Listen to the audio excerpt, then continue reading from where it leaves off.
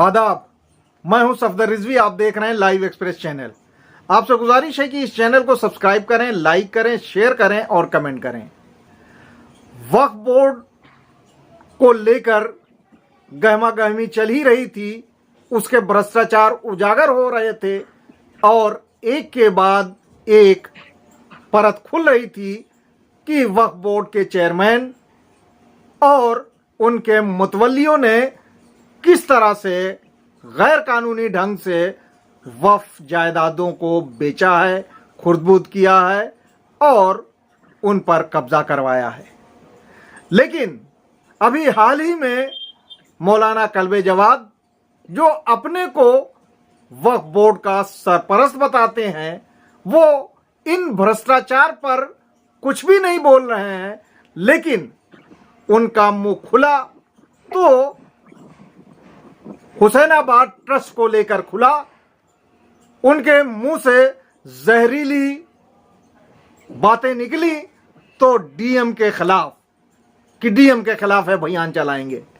इसके अलावा फर्रुखाबाद के वक्फ को लेकर जो गड़बड़ियां हो रही थी, बेचा जा रहा था, कब्जा किया जा रहा था, वो जारी है। इसीलिए हम फर्रुखाबाद के मशहूर वकील जफर रिजवी, जो सामाजिक कार्यकर्ता भी हैं और वक्फ के मामलों पर बारीकी से नजर रखते हैं, आज हमारे साथ इन मुद्दों पर बातचीत के लिए जफर रिजवी हैं। हम उनसे जानना चाहेंगे कि मौलाना जवाद ने 21 रमजान की मजलिस में जहां मसाइब और फजाइल बयान किए जाने चाहिए, उसमें जिस तरह से डीएम और पत्रकारों के खिलाफ जहर उगला है, उस पर आप क्या कहना चाहेंगे?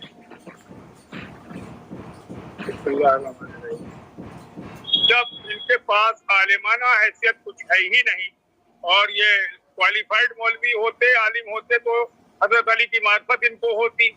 हजरत अली की शहादत का दिन है और उस दिन वो हुसैनाबाद के ट्रस्ट को हजम करने के लिए, उस पर भी कब्जा करने की गरज से बिला वजह आईएएस अधिकारी ईमानदार कलेक्टर जो है लखनऊ के, उनके खिलाफ बयान दे रहे हैं कि उनके खिलाफ अभियान चलाएंगे, वो खाए जा रहे हैं कहते हुए। और ये गलत लहजा इस्तेमाल किया है, बहुत बदतमीजी की जबान इस्तेमाल की है।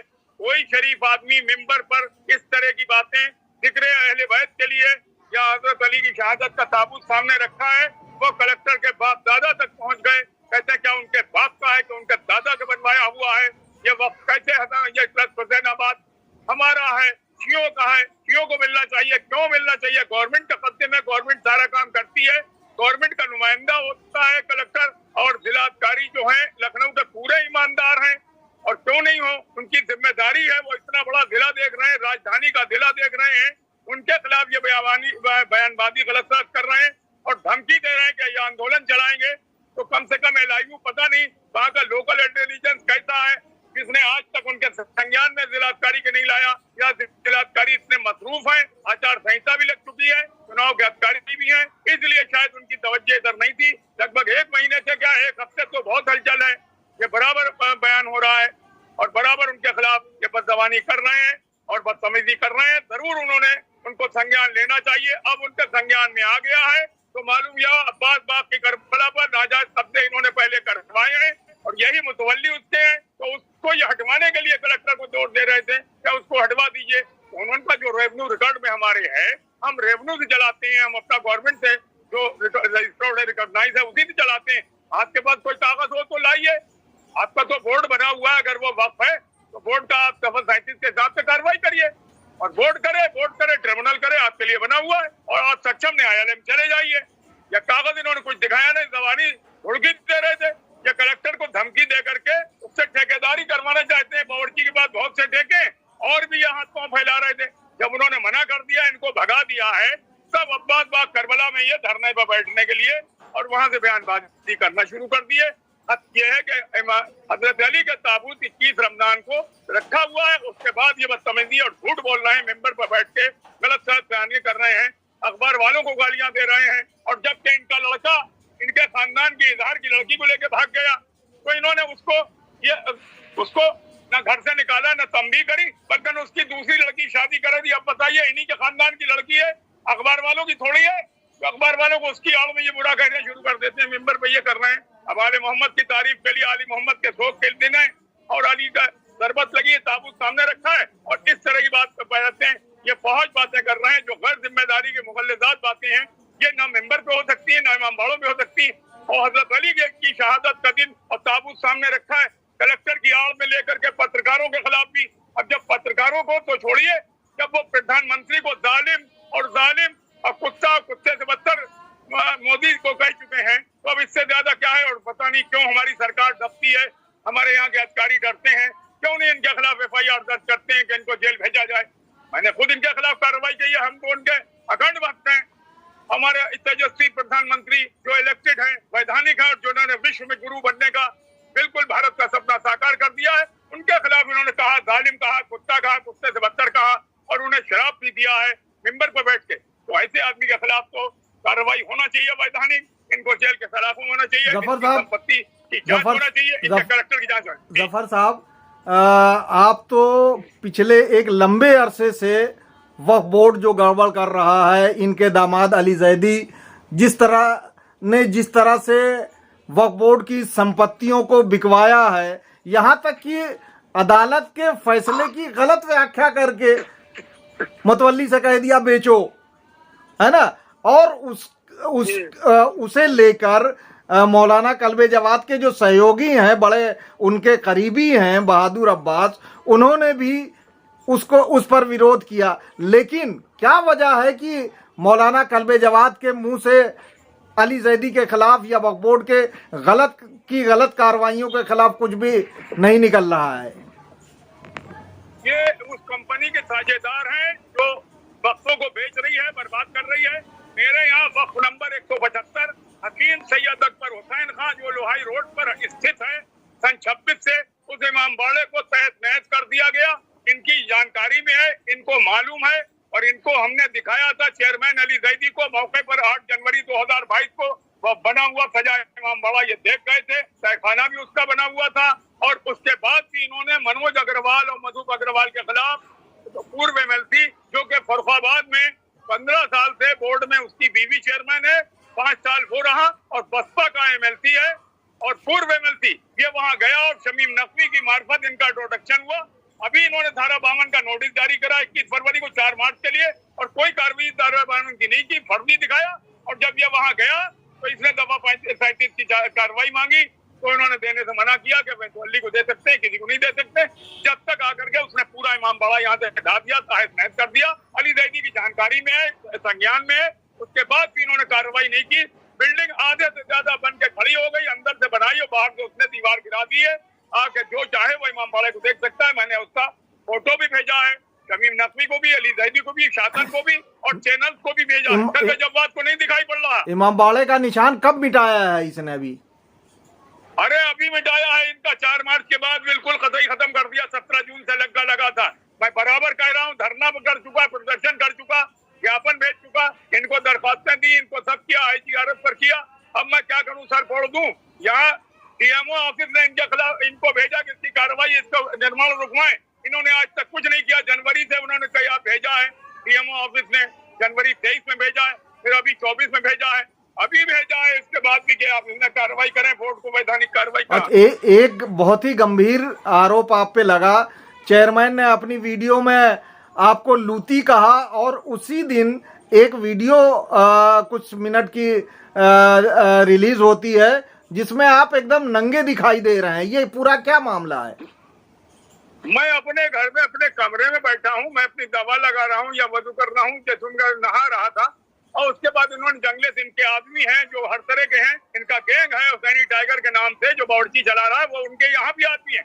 उन्होंने वक्फ नंबर 182 बेचा है, 181 बेचा है, इन्हीं के आदमियों ने 188 बेचा है और ये सब बेच रहे हैं। उनका हम विरोध कर रहे हैं, वो हर तरफ से हमको परेशान कर रहे हैं। हम पर हमले भी कर चुके हैं और पहले भी कर चुके हैं, अभी भी हुआ है हमला 1 हफ्ते पहले। हमने उसके लिए भी शासन को लिखा है, उसकी जांच चल रही है और उसमें सब ये फंसे हुए हैं। और ये इसी तरह शमीम नकवी के आदमी यहाँ हैं। शमीम नकवी इनका पता नहीं क्या है क्या नहीं है, वो दलाल है, मुतवल्ली बनवाता है, हटवाता है। और मुझे ये लूती कह रहे हैं, हजरत लूत तो पैगंबर थे, ये उनकी उम्मत में लग रहे हैं, क्योंकि इनके पास पैकर बैठता है। पैकर क्या है? न चपरासी है, न बोर्ड में मुलाजिम है, एम्प्लॉय है, और कॉन्फिडेंशियल रिकॉर्ड उसको देखने को क्यों मिलता है? जब वो नहीं होते हैं चेयरमैन कहीं भी हो, तब भी ये चैम्बर में बैठता है और सारे कर्मचारियों अधिकारियों को उसकी कंप्लाइंस ऑर्डर की करना पड़ती है। तो वो लूटी है या ये लूटी है, ये मफूल है, वो फाइल है। उसकी बीवी पहली तलाक दे गई इन्हीं की हरकतों से। तब इन्होंने शर्मा के दूसरी जगह कहीं शादी अभी करा दी उसकी। लेकिन ये इनका उनके ताल्लुकात कुछ जिनसी हैं, और जिसके लिए सबूत ये है कि उसकी वो कैसे बैठता है, किस हालत में इनके चैम्बर में कॉन्फिडेंशियल रिकॉर्ड देखता है। और बहुत सी फाइलें गायब हो चुकी हैं। मेरे यहाँ की भी कई फाइलें गायब है, कई दफा मैंने डाला उनको, आज तक उसकी नकल नहीं मिल रही है। 187 फतेहगढ़ की करबला का हमने मांगा है नकल, 9 जून सन 2023 को अप्लाई किया, आज तक नहीं मिला। पैकर वक्फ बोर्ड का एम्प्लॉय तो है नहीं, इसका मतलब वो वक्फ बोर्ड में अगर बैठ रहा है तो वो गैर कानूनी ढंग से बैठ रहा है, उसके खिलाफ तो कार्रवाई होनी चाहिए। उनकी गैर मौजूदगी में ऑर्डर करता है और सब कंप्लाइंस उसकी करते हैं, और वही फांद के शिकार भी लाता है। अब इनका दुबई का होटल की जांच होना चाहिए।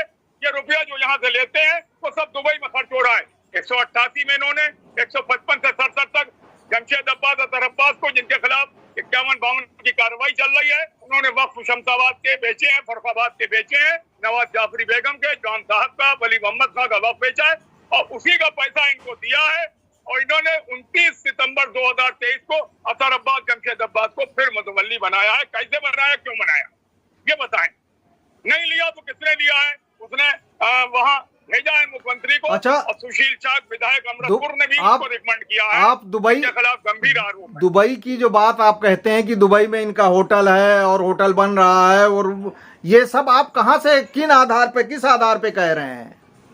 हमारे कुछ अजीज वहां रहते हैं, तो वो खबर हमें पल पल की देते हैं। मेरे पास उसका फोटो भी आ रहा है, और कमरा एक इनके लिए मुल्ला कल्बे जवाद के लिए वहाँ रिजर्व कर दिया गया है, और यहाँ गरीब शियों की लड़कियों को ले जाके वहाँ इस्तेमाल करेंगे। ये जैसे यहाँ सेक्स स्कैंडल चला रहे हैं, ये ऐसे ही वहाँ, क्योंकि वसीम रिजवी के खिलाफ इन्होंने जिस ड्राइवर की औरत से 76 का मुकदमा कायम कराया था। इनके कब्जे में कुछ फाहिशा औरतें भी हैं, ऐसे रखते हैं। इनके पास औरतें खुद हैं, ये भी खुद भी बलात्कारी हैं, और उसका नतीजा ये हुआ, उसी को इन्होंने उसमें यतीम खाने में बिल्डिंग बनवा के दी। सलमान की बीवी को, ड्राइवर जो सलमान था वसीम का, जिसकी बीवी से इन्होंने उनके वसीम के खिलाफ, त्यागी जी के खिलाफ मुकदमा कायम कराया, तो उसी में इनकी उनके खिलाफ कुर्की का वारंट और गिरफ्तारी का इन्होंने जारी कराया। चौक थाने पे इनका असर था।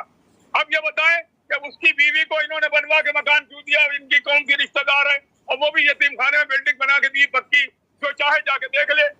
और उसमें अली जैदी ने अपनी बहन के नाम सब कर दिया। कैसे कर दिया? कि उनके बाप की जागीर है। यतीम खाना शियों का यतीम खाना है, बताइए, इतना बड़ा यतीम खाने में उस ड्राइवर की बीवी को पक्का मकान बना के दिया है। ये सवाल जो आप पूछ रहे हैं, ये तो मौलाना कल्बे जवाद साहब को पूछना चाहिए, क्योंकि वो डीएम से पूछ रहे हैं ना।